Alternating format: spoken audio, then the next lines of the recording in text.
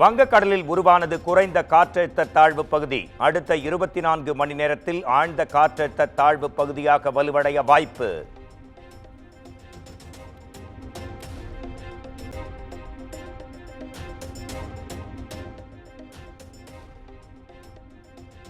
தமிழ்நாட்டில் வருகிற 11ஆம் தேதி முதல் 13ஆம் தேதி வரை கனமழைக்கு வாய்ப்பு.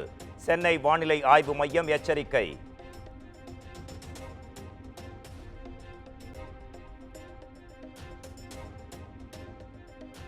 அரசியலில் பிளஸை மைனஸ் ஆக்கும் வல்லமை விஜய்க்கு கிடையாது. திமுகவை மக்களே மைனஸ் ஆக்கி விடுவார்கள் என்ற விஜயன் கருத்துக்கு அமைச்சர் ரகுபதி பதிலடி.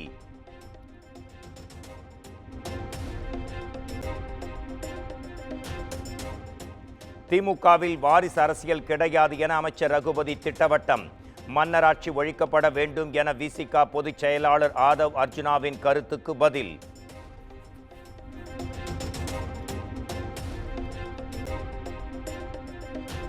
வேங்கை வயல் விவகாரத்தில் யாரையும் காப்பாற்ற வேண்டிய அவசியம் திமுகவுக்கு இல்லை என ரகுபதி காட்டம்.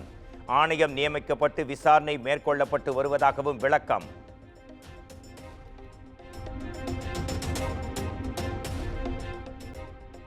பிறப்பால் அல்ல, மக்கள் தேர்ந்தெடுத்தே முதலமைச்சராகி உள்ளதாக ஆதவ் அர்ஜுனா பேச்சுக்கு உதயநிதி காட்டம்.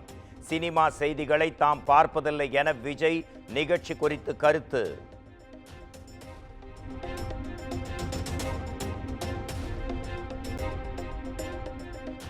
திமுக கூட்டணியுடனான நிலைப்பாட்டில் விடுதலை சிறுத்தைகள் உறுதியாக இருக்கிறது.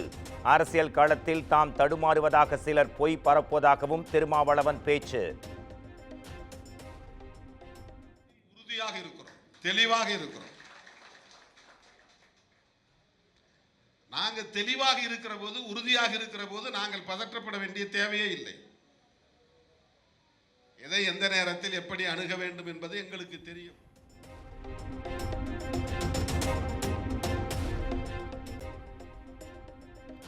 அரசியல் அறிவு இல்லாமல் சிலர் பேசுவதாக தமிழக வெற்றி கழக தலைவர் விஜய் குறித்து அமைச்சர் சேகர் பாபு சாடல்.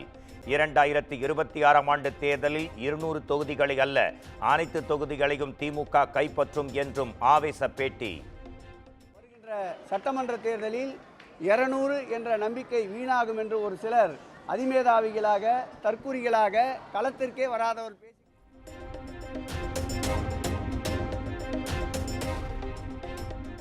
தமிழகத்தில் நடைபெறுவது முடியாட்சி அல்ல, குடியாட்சி என ஆதவ் அர்ஜுனாவின் கருத்துக்கு செல்வ பெருந்தகை பதில். விஜய் மேடையில் பேசுவது மட்டும் போதாது என்றும் விமர்சனம்.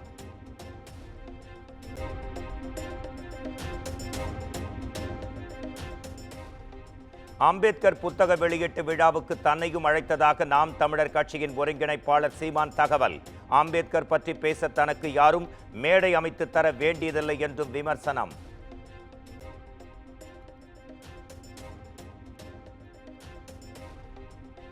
ஆதவ் அர்ஜுனாவின் நட்பு தமிழக வெற்றி கழக தலைவர் விஜயின் அரசியலுக்கு நல்லதல்ல.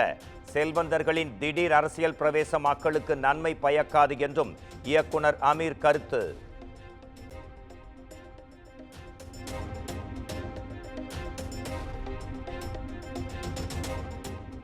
பெஞ்சல் புயல் பாதிப்பு குறித்து விழுப்புரத்தின் பல்வேறு பகுதிகளில் மத்திய குழுவினர் ஆய்வு. பாதிப்பு நிலவரம் குறித்து மக்கள் மாவட்ட ஆட்சியரிடம் கேட்டறிந்தனர்.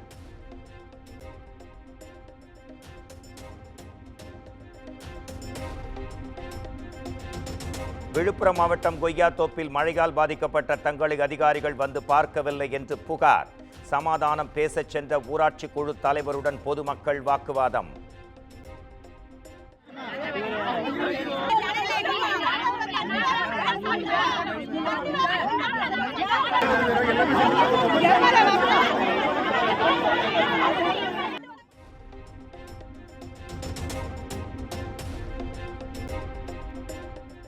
கடலூரில் வெள்ள பாதிப்பு நிவாரணத்திற்காக டோக்கன்கள் முறையாக வழங்கப்படவில்லை என மக்கள் குற்றச்சாட்டு. ரேஷன் கடைகளில் குவிந்த பொதுமக்கள் போலீசாருடன் வாக்குவாதத்தில் ஈடுபட்டதால் பெரும் பரபரப்பு.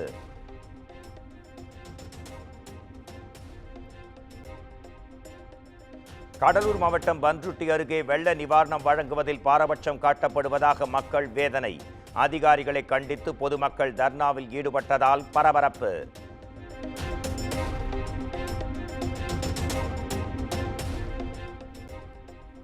முல்லை பெரியார் அணை ஆண்டு பராமரிப்பு பணிக்கு கேரள அரசு அனுமதி மறுத்திருப்பதாக எடப்பாடி பழனிசாமி குற்றச்சாட்டு. திமுக அரசு வாயை மூடி மௌனம் காப்பதாகவும் சாடல்.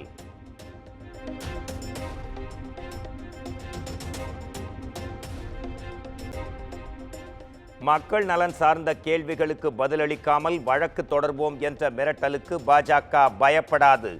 அதானி நிறுவனத்துடன் செய்யப்பட்ட ஒப்பந்தங்கள் செந்தில் பாலாஜி மறைக்க முயற்சிப்பதாக அண்ணாமலை குற்றச்சாட்டு.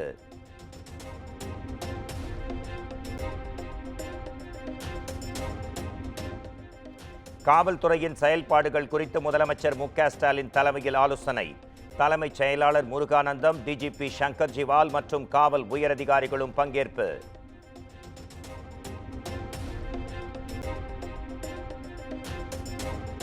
சென்னை முடிச்சூரில் புதிய ஆம்னி பேருந்து நிறுத்தத்தை திறந்து வைத்தார் முதலமைச்சர் மு.க. ஸ்டாலின்.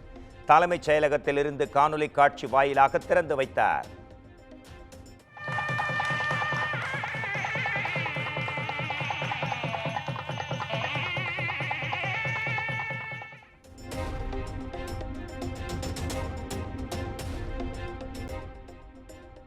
சி.வி. சண்முகத்திற்கு விடுக்கப்பட்ட மிரட்டல் குறித்து புகார்கள் மீதான விசாரணையை சிபிஐக்கு மாற்றக் கோரிய வழக்கு.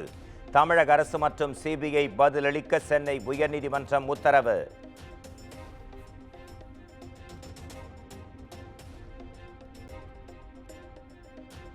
குற்றம் சாட்டப்பட்டவர்கள் வெளிநாடு செல்வதை தடுக்க லுக் அவுட் நோட்டீஸ் வழங்காமல் நாடு திரும்பும் வகையில் நிபந்தனைகளை விதிக்கலாம். வங்கி மோசடி தொடர்பான வழக்கில் சென்னை உயர்நீதிமன்றம் உத்தரவு.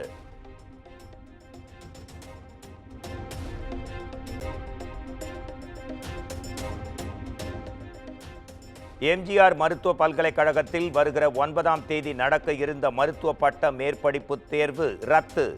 மருத்துவ ஆய்வு கட்டுரைகளை தாக்கல் செய்ய மாணவர்கள் அவகாசம் கோரிய வழக்கில் சென்னை உயர்நீதிமன்றம் உத்தரவு.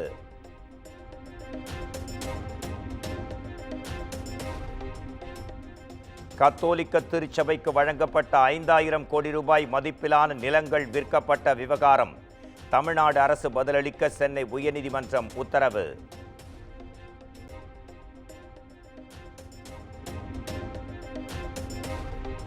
ராமநாதபுரம் முதுகுளத்தூர் அரசு மருத்துவமனையில் மருத்துவர்கள் பற்றாக்குறை. சிகிச்சை பெற முடியாமல் நோயாளிகள் நீண்ட வரிசையில் காத்திருக்கும் அவல நிலை.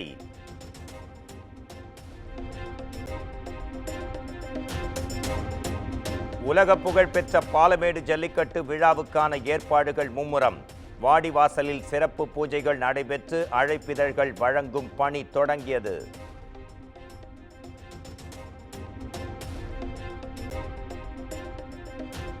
கிருஷ்ணகிரி மாவட்டம் பர்கூரில் நிகழ்ந்த சாலை விபத்தில் தாய், மகன் என இருவர் உயிரிழந்த சோகம். வீட்டின் முன்பு வாகனத்தில் அமர்ந்திருந்த போது கார் மோதி இருவரும் பலி.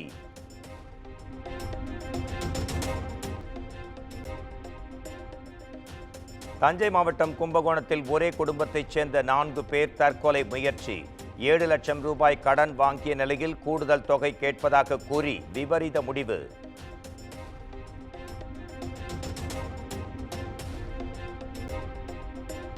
திண்டுக்கல் மாவட்டம் சானார்பட்டி அருகே குளத்தில் மூழ்கி 3 சிறுவர்கள் உயிரிழப்பு.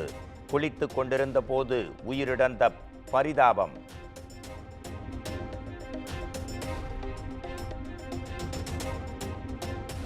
ஈரோடு மாவட்டம் பவானி அருகே தனியார் நிறுவனத்தில் ஊழியர் உயிரிழப்பு. மரணத்தில் சந்தேகம் இருப்பதாக கூறி நிறுவனத்தை முற்றுகையிட்டு உறவினர்கள் போராட்டம்.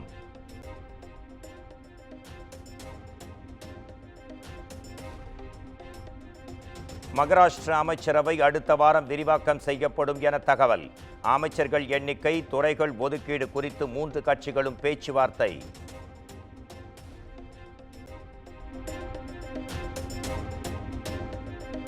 மகாராஷ்டிராவின் மகா விகாஸ் அகாடி கூட்டணியில் இருந்து வெளியேறிய சமாஜ்வாதி கட்சி முடிவு. பாபர் மசூதி இடிப்பு குறித்து உத்தவ் தாக்கரே மூத்த தலைவர் சர்ச்சை கருத்து வெளியிட்டதை தொடர்ந்து அதிரடி அறிவிப்பு.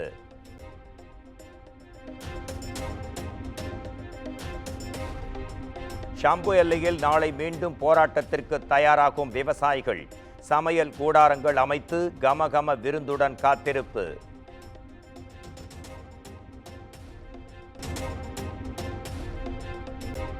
கால்பந்து ஜாம்பவான் ரொனால்டோ போல் ஆக பயிற்சி மேற்கொண்ட சிறுவனை காசாவில் கொலை செய்த இஸ்ரேல். உயிரிழந்த நாஜியின் புகைப்படத்திற்கு சக மாணவர்கள் அஞ்சலி செலுத்திய புகைப்படம் வைரல்.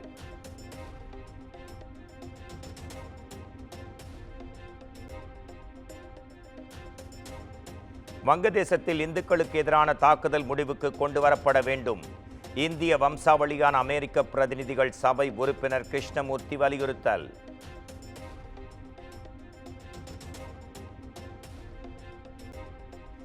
இரண்டாயிரத்து 25ஆம் ஆண்டுக்கு பின் போப்பாண்டவர் பிரான்சிஸ் இந்தியாவுக்கு வர வாய்ப்பு. மத்திய அமைச்சர் ஜார்ஜ் குரியன் அறிவிப்பு.